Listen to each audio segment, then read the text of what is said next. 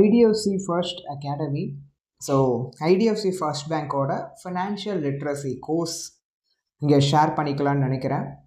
So ரீசெண்டாக என்னோடய client ஒருத்தர் வந்து என்னோடய கிட்ஸுக்கு நான் ஃபினான்ஸ் வந்து கொஞ்சம் எஜுகேட் பண்ணலான்னு நினைக்கிறேன், எப்படி பண்ணலாம், என்ன மாதிரி விஷயங்கள் ஷேர் பண்ணலாம் அப்படின்னு சொல்லியிருந்தாங்க. ஸோ அவருக்கு சொன்னது வந்து பேசிக் விஷயம், பேங்கிங் சிஸ்டம் எப்படி ஒர்க் ஆகுது, மணி எப்படி ஒர்க் ஆகுது, டாக்ஸேஷன், இந்த மாதிரி விஷயங்களெல்லாம் நம்ம ஷேர் பண்ணணும் சார்.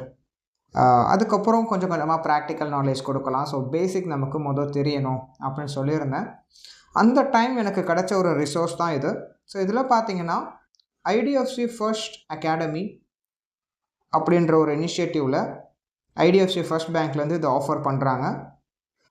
ஃப்ரீ கோர்ஸ், ஃப்ரீயாகவே இதை ஆஃபர் பண்ணுறாங்க. அண்ட் இதுக்கு வந்து நம்ம கம்ப்ளீட் பண்ணுறப்போ சர்டிஃபிகேஷனும் கிடைக்குது நமக்கு. இதில் நீங்கள் பார்த்தீங்கன்னா கிட்டத்தட்ட நம்ம ஃபினான்ஸ் ரிலேட்டடாக என்னென்ன விஷயங்கள், மணி ரிலேட்டடான விஷயங்கள் எல்லாமே கவர் ஆகிருக்கு. நெசசரியான விஷயங்கள் எல்லாமே உள்ளே இருக்குது. 250+ டாபிக்ஸில் ஒரு விஷயத்துக்குள்ளேயும் நமக்கு லேர்னிங்ஸ் இருக்குது. எனக்கு 3 கேட்டகரியாக வேணும்னா ஃபவுண்டேஷன், இன்டர்மீடியட் அண்ட் அட்வான்ஸ், இந்த மாதிரியான கேட்டகரைஸ் பண்ணி கொடுத்துருக்காங்க.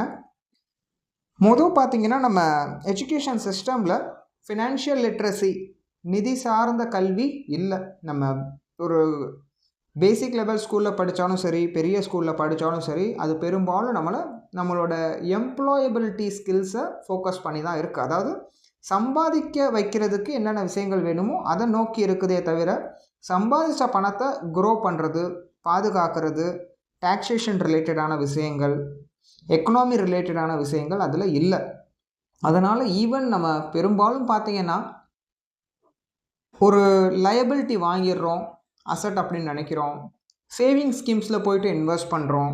ஸோ அது நம்ம வாழ்க்கை முழுக்கவுமே ஒரு இம்பேக்ட் க்ரியேட் பண்ணிட்டு தான் இருக்குது. நம்மளோட மொத்த பொருளாதார வளர்ச்சியையும் ஒரு பெரிய அளவில் அது இம்பேக்ட் பண்ணுது. அதுக்கு நம்ம பண்ண வேண்டிய முக்கியமான விஷயம், சின்ன வயசுலேயே நம்ம குழந்தைங்களுக்கு ஃபினான்ஸை சொல்லித்தர்றது. அதுக்கு இந்த கோர்ஸ் வந்து ஒரு விதையாக இருக்கும்.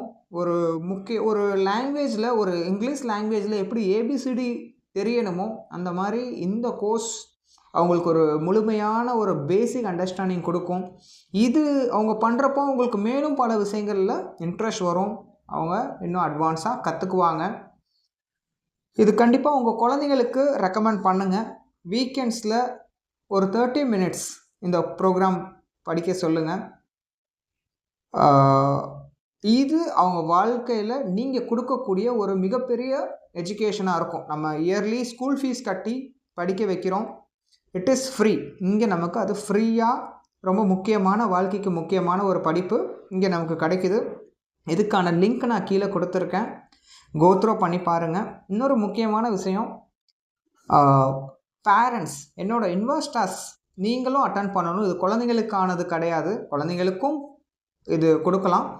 அஸ் எ பேரண்ட்ஸாக, அஸ் எ இன்வெஸ்டராக நீங்களும் இதை அட்டன் பண்ணுறது ரொம்ப முக்கியம். உங்கள் வாழ்க்கைக்கு இது ரொம்ப முக்கியமான ஒரு விஷயமாக இருக்கும். ஸோ கண்டிப்பாக அட்டன் பண்ணுங்கள்.